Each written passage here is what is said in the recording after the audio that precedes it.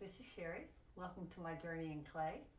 Today we're going to be making a damp box. A damp box is something that can be very useful. What I use it for is when I'm making my rabbit dioramas. Sometimes I want to make things ahead of time, and like I'm making everything on the wheel. If I'm making little pieces, then I can make them, I can put them in the damp box and they will keep for weeks, months even. So I'll show you the one I have right now. So this is the damp box that I'm currently using. And you can see I've got lots of little things in here. I made a bunch of little pots the other day. I have a chair here that's been sitting in here probably for a month or so, and it's still nice and soft. A couple of handles that I was going to use, and then I changed my mind, but the handles were still good, so I put those in my damp box. So let's head downstairs to the basement where I keep all my plaster, and we'll get started on it. Okay, here's my supplies. I have a face mask, a respirator, not a face mask, that I'm going to be using. This is quite attractive. What do you think? But you should use one. I'm going to take it off while I talk though. We want to use about 2 parts plaster to 1 part water. I say about because for our purposes that's going to be fine. I'm just using ordinary plaster of Paris here. Sometimes people will use better grade of plaster, pottery plaster, but for the damp box it's really not that important. And then I'm going to be mixing it up in this. It's a pail with a plastic garbage bag inside so that I don't have all the plaster to clean out of this. I don't have the kind of gloves you really should have, so I've just got these little plastic food grade gloves, but I'm going to use those. So let's get started. To start, I'm going to take my water. I have here 32 ounces. Now, how much plaster you want to mix is for me kind of difficult to figure out. There are other online instructions for how much you should use, but I'm pretty sure for me this is fairly small, so this is going to be enough. So I'm going to take my water, pour my water in first. Then I'm going to put my mask on and measure. This is 32 ounces, so I have a different container here, so I'm going to measure 2 of these to pour into the plaster, into the water. And when I put the plaster into the water, I'm telling you this now because I'm going to put this mask on in a minute. Respirator. Going to put it in by handfuls, put it in kind of slowly and let it mound up. Okay.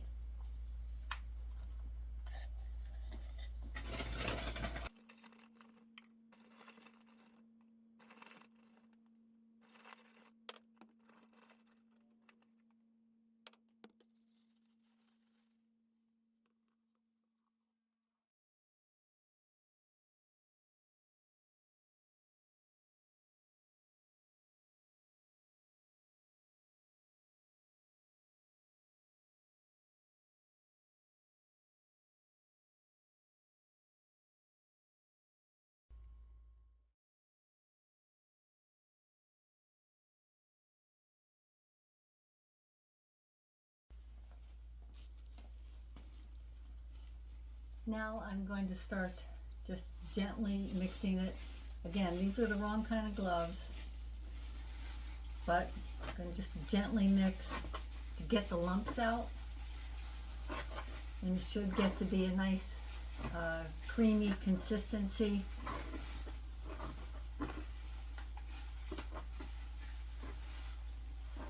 You want to be gentle as you do this because you want to avoid incorporating air bubbles.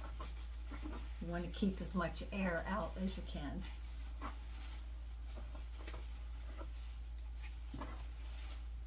After I'm finished and before I pour it, now I have seen some videos on this which use Vaseline or a similar material before they pour this in.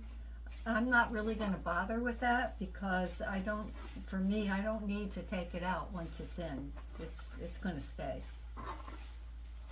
Also, I don't think I mentioned in the beginning, you do want to make sure you use cool water and not hot water or warm water because it will set faster if you use warm water. Okay. I think this is good.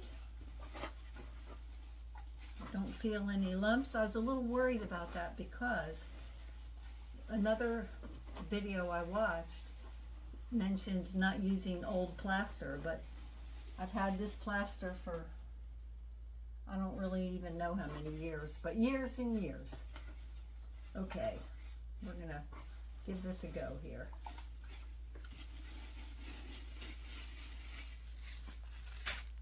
When you pour it in, you want to pour it in, trying to avoid splashing or incorporating more air.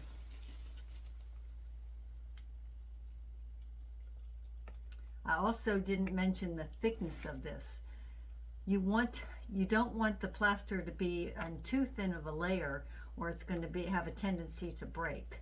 And it also doesn't need to be too thick, but I would say about 3/4 of an inch to an inch. So we'll see if I figured this out right or not.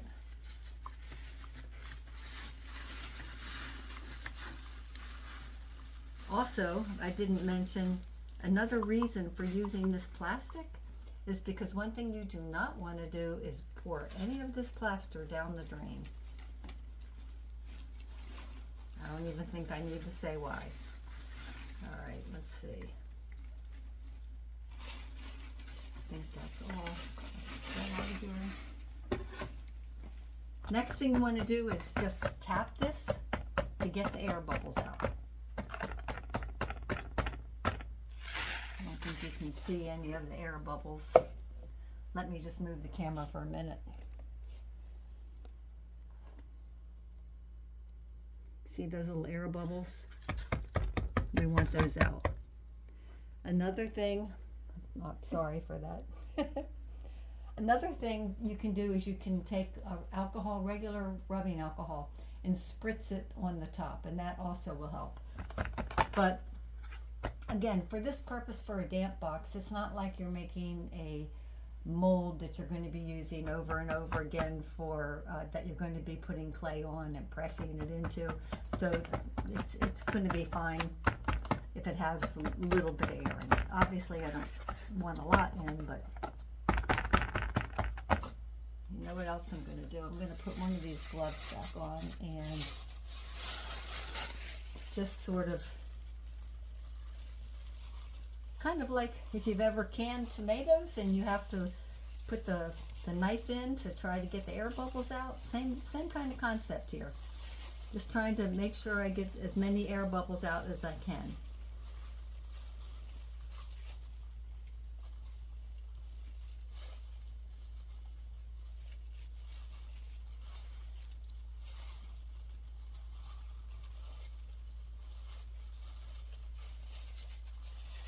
Okay, and now we're going to wait, we're going to wait several hours for it to harden, but I'm going to give it about a half an hour, and then I'm just going to kind of rub the edges to make sure I don't have any rough edges around.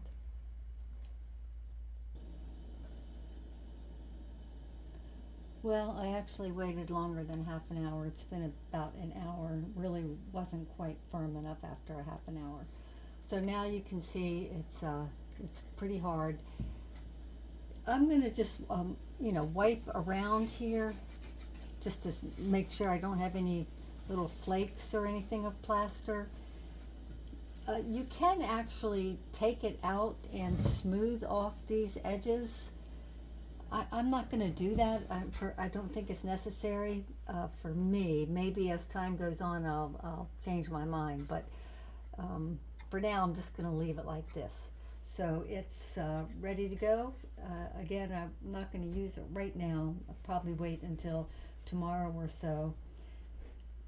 This is fairly small, as you can see, and not that tall even. It works for me, but if I were doing something larger, I would just get a larger plastic container.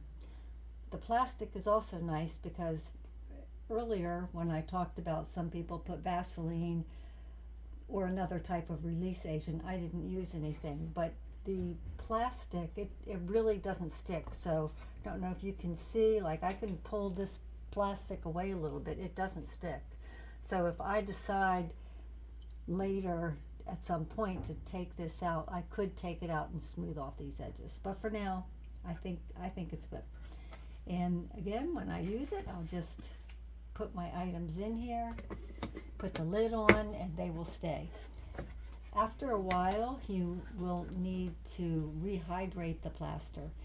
You can spray a little water on it, which I do from time to time, or you can also, after you take any clay items out, don't do this while the clay items are in there, you can pour maybe a quarter to a half a cup of water in. What I do is I pour water in and I watch, and as you can see it absorbing. I would not let water sit on top of the plaster, but you can, when you pour it in, it absorbs it and you can tell, and then it's good to go. All right, I hope you enjoyed watching this, and I guess that's all till next time.